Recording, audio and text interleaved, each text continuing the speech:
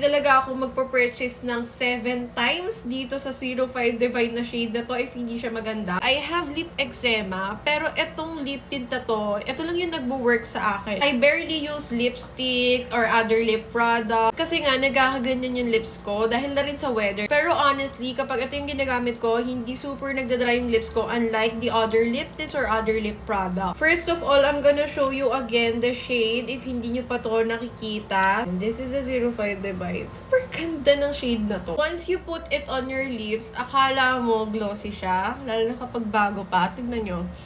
'Di ba? And then, one layer lang yung nilagay natin. Madali siyang i-blend. Lightweight siya sa lips, hindi siya drying. One layer na parang half lang. Then, girl. Yung formulation niya, it's like hybrid. Para siyang matte and velvet at the same time. So, that's the half layer. Let's put another one. Ganito lang ako sa maglagay. Yan. Ganda.